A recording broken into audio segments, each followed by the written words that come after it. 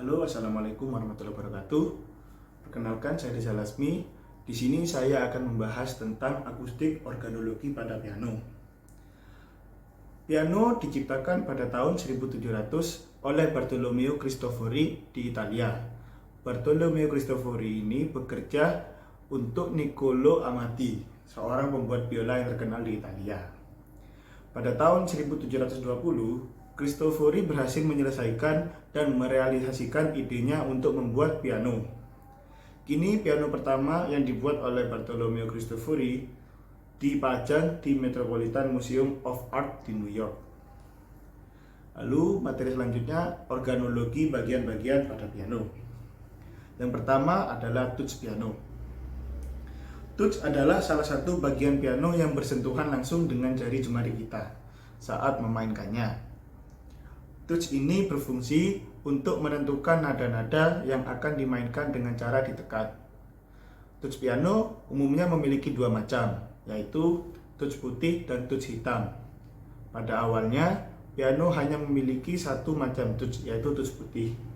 Namun, untuk lebih memudahkan para pemain agar mengetahui letak nada-nada tertentu, maka touch hitam pun akhirnya ditambahkan di antara touch-touch putih. Perbedaan touch putih dan touch hitam adalah ukuran dan letak posisinya. Lalu yang kedua adalah martil. Martil adalah bagian yang meneruskan tekanan touch guna menggetarkan dawai atau senar. Martil terletak tepat di bawah senar. Pada saat touch ditekan, martil akan memukul dawai atau senar sesuai dengan letak nada touch itu.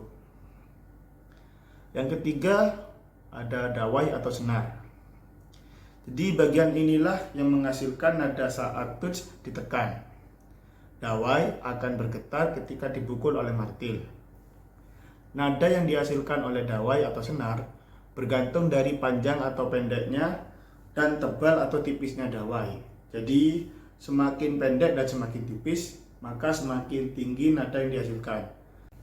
Begitu pula sebaliknya. Jadi semakin panjang dan semakin tebal, maka semakin rendah nada yang dihasilkan. Dawai terpanjang atau bernada paling rendah terletak di piano bagian paling kiri. Sedangkan yang terpendek atau bernada paling tinggi terletak di piano bagian paling kanan. Sebelum bisa dimainkan, senar piano harus di-stem terlebih dahulu. Penyeteman pada piano tidak seperti pada gitar. Di piano sangat sulit karena untuk satu nada saja harus menggunakan 3 helai senar yang terdiri dari bass string, middle string, dan treble string.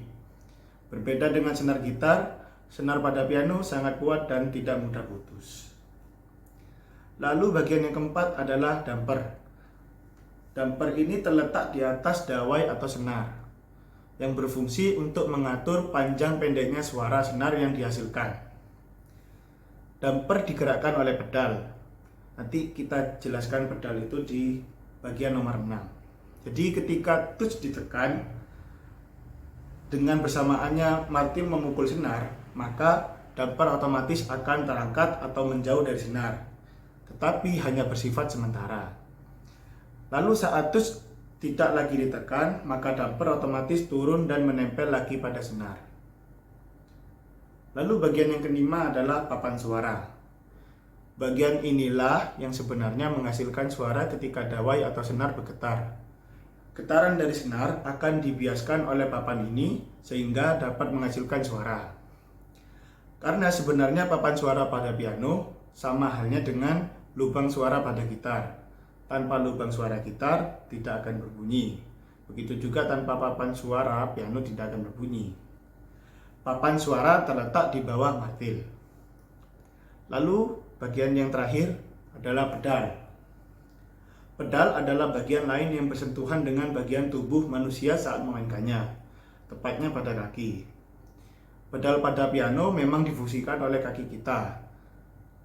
Pedal ini gunanya adalah untuk memberi efek pada suara yang dihasilkan, seperti membuat suara terdengar bertahan lebih lama, membuat suara terdengar terbungkam seketika, dan melembutkan suara. Umumnya piano memiliki 3 pedal. Namun ada juga yang memiliki 2 pedal. Nah, 3 pedal piano tadi terdiri dari pianissimo pedal, sharp pedal, dan sustain pedal. Yang pertama yang terletak di paling kiri adalah pianissimo pedal. Fungsinya untuk menghasilkan dinamika suara pianissimo. Namun pedal ini sangat jarang digunakan. Untuk beberapa piano yang memiliki 2 pedal, pedal inilah yang tidak tersedia. Yang kedua yang terletak di tengah adalah sharp pedal. Fungsinya untuk mengunci damper sehingga mempertajam dan memperpendek suara. Biasanya pedal ini digunakan untuk lagu-lagu yang mempunyai staccato. Lalu yang terletak di sebelah paling kanan adalah sustain pedal. Di antara 3 pedal lainnya, pedal inilah yang paling sering digunakan, di mana fungsinya untuk mengangkat damper yang terletak di atas senar untuk memperpanjang suara piano setelah ditekan, atau teknik ini dinamakan sustaining. Jadi ketika tepat setelah touch ditekan, kan suara piano akan menghilang dengan cepat karena dampernya langsung menyentuh senar kembali. Nah, jika kita menginjak pedal ini, maka akan menahan damper untuk tidak kembali menyentuh senar, sehingga senar dapat bergetar lebih lama setelah dipukul oleh martil dan menyebabkan suara yang dihasilkan akan tetap berlanjut cukup lama meskipun touch yang ditekan tadi sudah dilepaskan. Suara baru akan langsung menghilang ketika pedal ini dilepaskan. Cukup sekian pembahasan dari saya.